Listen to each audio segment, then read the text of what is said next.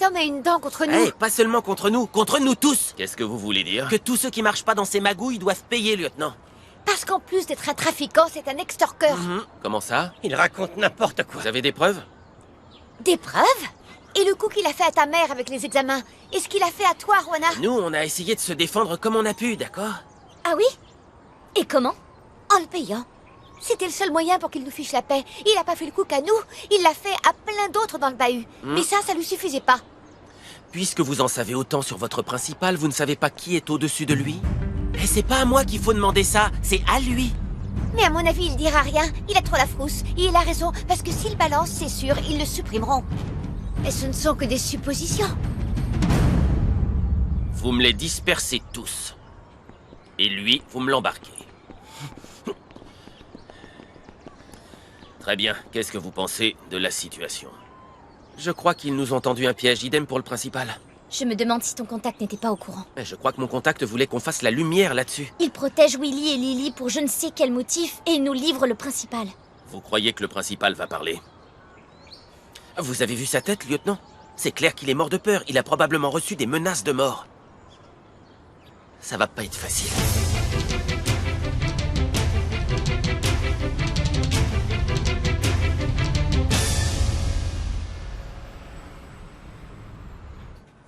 La revue est en mesure de porter plainte pour ce qui est arrivé à Monsieur Rogelio. C'était un acte quasi terroriste. Ils ont maintenu Rogelio et Désiré enfermés dans un congélateur industriel. Ils ont failli mourir d'hypothermie. Alfredo, je veux que tu saches que tu peux compter sur nous quoi qu'il arrive. Comment allez-vous? Bien. Je viens de les informer de ce qui est arrivé à ton beau-père. Désiré est déjà sur le point d'obtenir son billet de sortie. Rogelio, lui, reste à la clinique, mais il est hors de danger. Ça, c'est une bonne nouvelle. Ce qui veut dire que nous nous lançons dans la campagne, messieurs, dames. Vous êtes bien sûr? Monsieur Mauricio, aujourd'hui les choses sont plus dangereuses que jamais. Au contraire. À l'heure actuelle, je suis plus confiant que jamais. Écoute, Jessica. Si la mafia est en réaction face à ma campagne, c'est parce qu'elle se sent menacée. Elle se rend compte que les gens nous appuient et que les choses bougent. Enriqueta, Carlos, vous serez responsables tous les deux de la revue. Vivi, je veux que tu ailles voir chaque collectivité et que tu me fasses un rapport complet sur leurs nécessités les plus urgentes. Ok. Aucun souci, Mauricio. Je me mets immédiatement dessus. Aujourd'hui, il ne s'agit pas seulement de faire grandir un journal. Il s'agit aussi de faire grandir notre ville. Et on va s'en charger.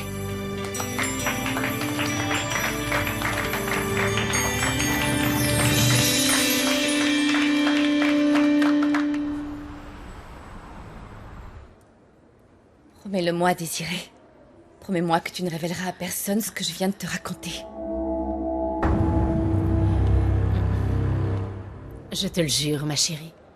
Seulement n'oublie pas que ton mari est journaliste. Et l'un des meilleurs. Ça ne va pas être facile de lui cacher longtemps qu'il y a quelque part une femme qui est enceinte de lui. Je sais, c'est pour ça que je dois agir rapidement. Je dois convaincre Rwana de nous donner son enfant dès sa naissance. Oh, Seigneur, c'est le seul moyen de sortir de ce cauchemar. Oh, réfléchis 5 minutes, Carlotta. Vous aurez beau adopter l'enfant de Rwana, si le véritable enfant de Mauricio arrive au grand jour, c'est lui qu'il préférera. Non, parce que je connais mon mari par-dessus tout. Cet enfant nous lira plus. De plus, Mauricio serait incapable de m'abandonner. Et de détruire la famille que nous avons construite ensemble.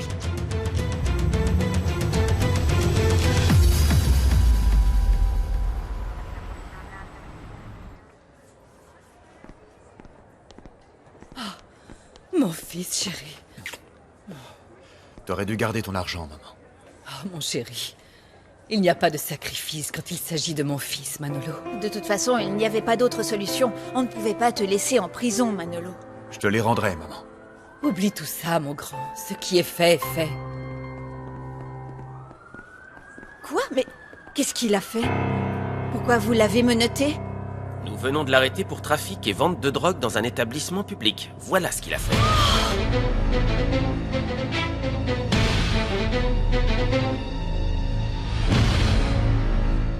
À présent, le principal va devoir rendre des comptes, et cela grâce à votre excellent travail à tous les deux. Voilà le but du journalisme, d'entraîner des changements. Je suis pas très bon pour les discours, mais je vous félicite. Je te remercie, Mauricio. Il fallait oser et tu l'as fait. C'est pour ça qu'on travaille à la vérité, David. Ne change rien, t'es un bon. Félicitations. On n'a plus qu'à trouver une autre affaire. Voilà. j'aimerais aussi te... Tu peux montrer ta fierté et satisfaction à distance, s'il te plaît? Merci. David, tu peux me laisser seul avec Juana, s'il te plaît. Si tu as quelque chose à me dire, Mauricio, tu peux le faire devant lui. Parce que je suppose que tu veux parler travail, non? David, s'il te plaît. Ok. Non, David, je ne veux pas rester seule avec Mauricio. Même si c'est mon patron. Juana, il ne s'agit pas du reportage. Raison de plus, je ne veux pas l'entendre. Si jamais tu as quelque chose à me dire, ça doit avoir un lien avec le travail. Il n'y a rien de privé entre toi et moi. Je m'en vais ou je reste? Alors?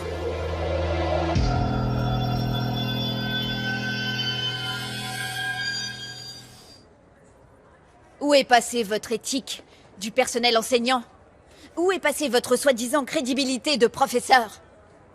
Ce sont les paroles que vous m'avez dites quand vous m'avez viré du lycée. Elles retentissent sans arrêt dans ma tête. Je m'en souviens parfaitement. Alors je vous retourne la question principale. Où est donc passée votre éthique? Où est donc passée votre morale? Anna Maria, ça ne vaut pas la peine. Laisse-les le mettre en prison. Une seconde, maman. Si, ça en vaut la peine. Parce qu'on ne peut pas s'écraser devant autant d'injustice. Regardez-moi. Regardez-moi dans les yeux si vous en avez le courage. Anna Maria, tu te fais du mal, je m'occupe de tout ça. Laisse-moi faire, Salvador. Crois-moi, c'est nécessaire. J'ai besoin que cet homme me regarde droit dans les yeux après toutes les humiliations qu'il nous a fait subir à ma fille et à moi. Ah, ça, il sait se vanter. Avec sa morale. Et son éthique irréprochable. Et vous n'avez pas honte? Remarquez, il ne faut pas en avoir beaucoup. Quand on profite de son statut pour détruire la vie de pauvres étudiants. Vous pouvez dire ce que vous voulez. Je vous méprise. Vous n'êtes qu'un minable. La prison ne sera même pas une sanction satisfaisante pour un misérable de votre espèce. Chérie, non. Anna Maria, Anna Maria.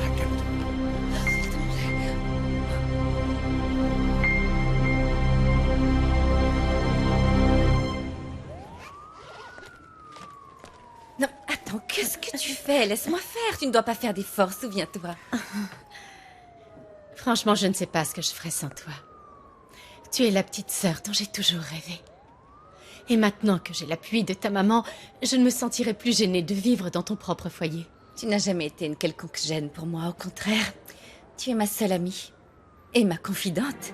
Parce qu'il n'y a qu'à toi que je raconte mes secrets les plus importants. Ne cesse jamais de le faire. Tu n'as pas à avoir honte avec moi.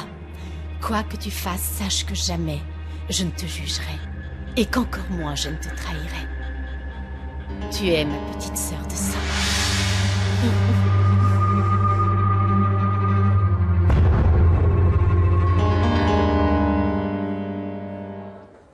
J'espère que vous pourrirez en prison. À cause de vous, ma fille a compromis son avenir. Elle n'obtiendra pas son diplôme comme elle en rêvait. C'est quand même pas moi qui l'ai mise enceinte. Espèce d'enfoiré. Chérie, pour qui elle se prend, celle-là? Dites à cette folle de cesser de me toucher, parce que c'est vous qui aurez à répondre de mon intégrité physique. Vous n'êtes pas en position d'exiger quoi Bien que ce sûr, soit. c'est ce que vous croyez. Cette histoire n'a créé que la confusion. Je ne vous le fais pas dire et c'est votre faute. Vous avez profité de votre statut et vous pensiez que personne ne vous le ferait payer. Non mais je le crois pas.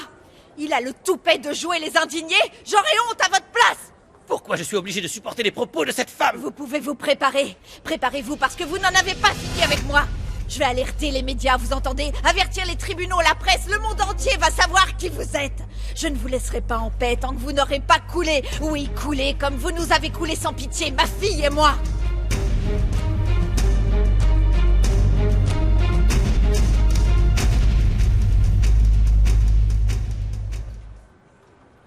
Juana, je t'en prie, ne sois pas sur la défensive. Je veux juste parler seul avec toi. Eh bien, parle. Vas-y, on t'écoute. Alors, qu'est-ce que tu as à me dire que David n'a pas le droit d'entendre? Je peux attendre dehors, c'est pas un problème. Pour Si, moi, je justement, peux il y a un patienter problème. dans le couloir. Juana, c'est personnel. Ça ne m'intéresse pas. Très bien, c'est à propos de moi. À propos de ma campagne. Je veux utiliser ton image, tes valeurs pour commencer. Et me lancer dans la campagne politique. Je ne comprends pas. C'est simple. Je veux utiliser ce que vous avez fait au lycée parce que je crois que c'est ce dont on a besoin pour promouvoir l'avenir que je veux offrir à cette ville. Contigo rompo cadenas, contigo siento el fallar. C'était simplement pour ça. Luchar si vale la pena, no siento ningún temor.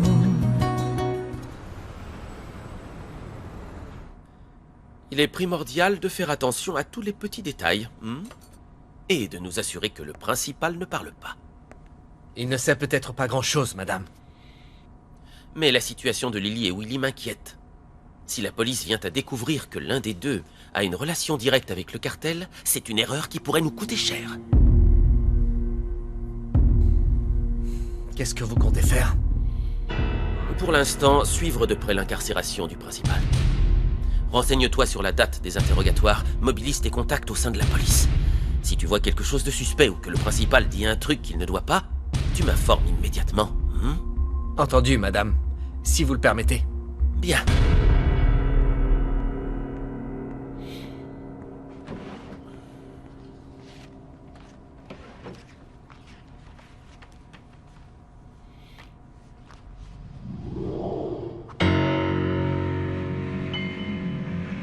Je ne pensais pas te revoir de sitôt, grand-père.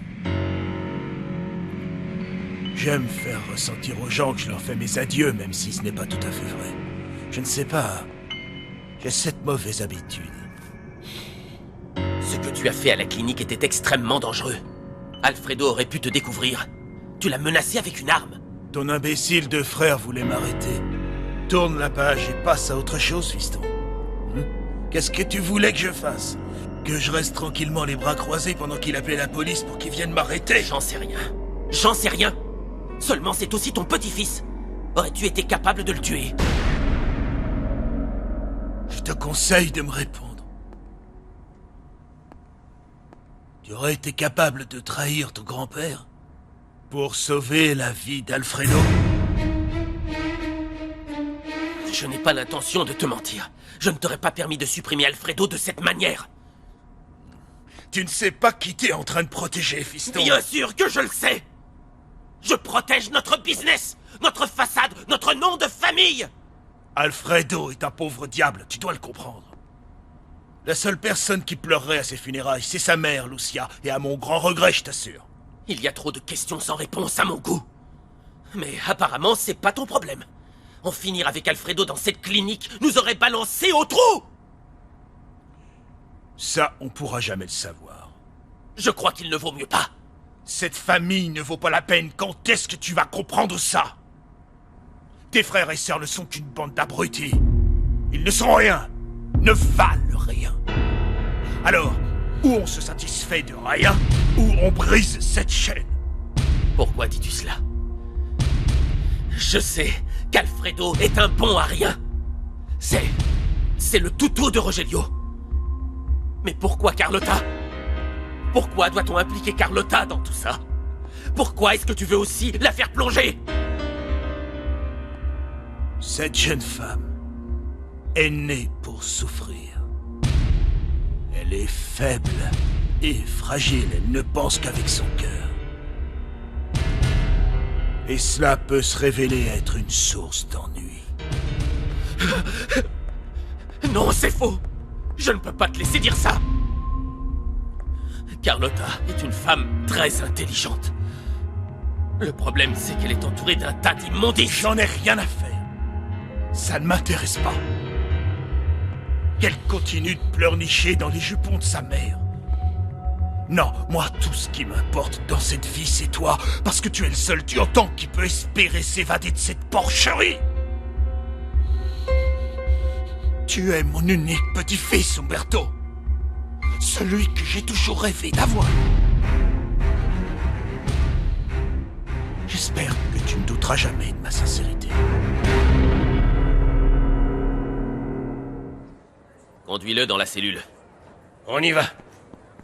Mon chéri, je ne me sens pas très bien. Est-ce qu'on peut s'en aller d'ici? C'est rien, maman. On s'en va. Oh, Manolo, maman, vous pouvez m'attendre dehors une seconde? Prends ton temps. Salvador, dis-moi que vous n'allez pas relâcher cet homme. Je t'en supplie. Si la justice joue normalement son rôle, non. Et Gabriel?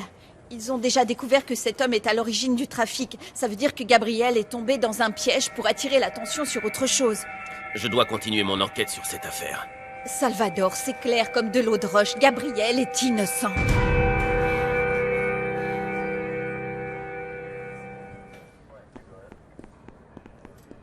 Et tu te tiens, Caro, compris? Parce qu'ici, c'est silence total. Je pense que tu préfères pas savoir comment on mate les fortes têtes chez nous. Alors je te conseille de pas faire le malin. Et attention, dans quelques minutes, ils viennent te chercher pour t'interroger. Faites pas de bêtises, tous les deux. Qu'est-ce que vous faites là?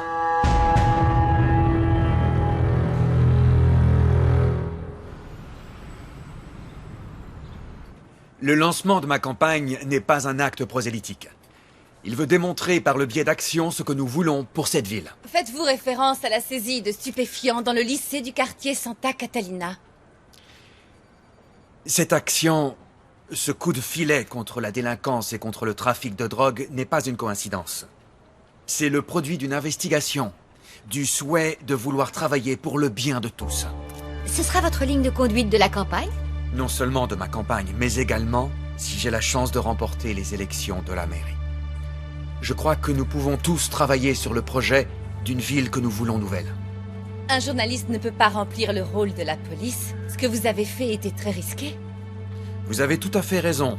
Et c'est pour cela que nous avons travaillé en collaboration. Une fois que mon équipe a réussi à obtenir l'information, eh bien nous avons appelé la police. Et nous avons ensuite finalisé l'opération ensemble. Je crois que nous pouvons tous nous mobiliser pour une ville meilleure, vous ne trouvez pas? Comment avez-vous obtenu ces informations? Grâce au travail de David Uzcategui et de Juana Pérez, un excellent journaliste et une photographe incroyable. Grâce à leur travail sans relâche et à leur éthique de toujours vouloir rechercher la vérité. Ces personnes font non seulement partie de mon équipe au journal, mais elles sont aussi de formidables amis.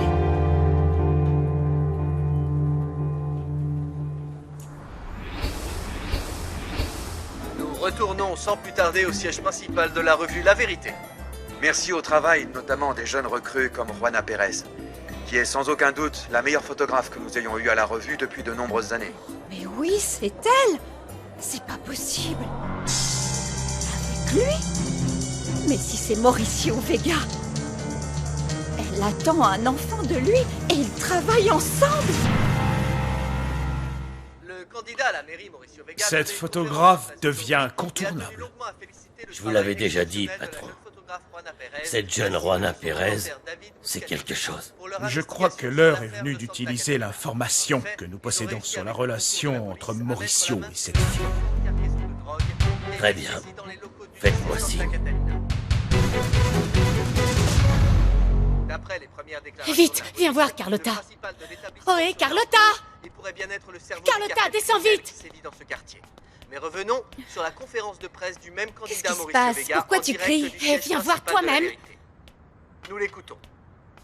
Grâce au travail de David et de Juana, nous sommes parvenus à démanteler un trafic de drogue au sein du lycée. Juana a risqué sa vie pour pouvoir prendre ces photos, pour que les enfants et adolescents ne tombent pas dans cet horrible fléau qu'est la drogue. Pour cela, je vous demanderai d'applaudir bien fort Juana qui a fait preuve de sang-froid et de courage. C'était Télévisa en direct du siège de La Vérité, dirigé par Mauricio Vega. Carlotta, qu'est-ce qui te prend? Calme-toi, tu veux te blesser? Enfin, c'est pas vrai! Non mais regarde-le! Regarde-le, tu vois pas comme il est fier. Il ne manque plus que le bonheur que va lui donner Juana en faisant de lui un père. Un bonheur que moi je ne pourrai jamais lui donner. Quoi? Je ne comprends pas. Il va être père? En adoptant, Désiré. En adoptant, combien de fois il faut que je te dise qu'on va adopter l'enfant de Juana? Jusqu'à présent, c'était très clair, vu les efforts que tu fais pour la traiter correctement. Mais vu la réaction que tu viens d'avoir, c'est évident que tu veux la faire disparaître.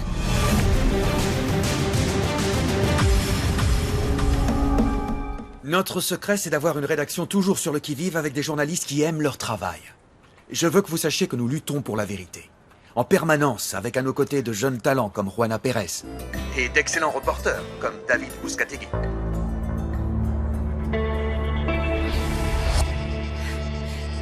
Juana Pérez? Vous êtes en train de me dire que la fille qui est enceinte de mon mari s'appelle Juana Pérez? Oui, madame. C'est bien le nom que nous avons enregistré dans les dossiers que nous avons supprimés. Et celui qu'elle a donné à la clinique quand elle est venue se plaindre que nous l'avions inséminé par erreur. C'est une blague. Vous vous êtes mises d'accord toutes les deux pour me rendre folle avouée. Mais jamais de la vie. Je ne l'avais jamais vue avant qu'elle vienne consulter chez nous. Bien, moi, je connais une Juana Pérez, mais... Non, ça ne peut pas être la même. Voyons, dites-moi comment elle est. Donnez-moi sa couleur de cheveux, sa taille. Donnez-moi des détails sur cette femme. Oh.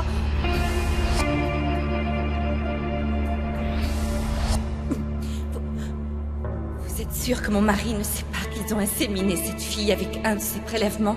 Sûre et certaine, madame. Le médecin qui l'a inséminée et moi-même avons pris soin de ne rien dire à personne. Cette fille ne sait pas non plus qu'elle attend un enfant de mon mari? Non. Elle ne doit même pas connaître Monsieur Mauricio, enfin, selon moi. C'est pour ça que cette femme était aussi préoccupée. Elle avait découvert toute l'affaire. Et s'il le savait, ou pas d'ailleurs, s'il savait qu'ils attendent un enfant ensemble...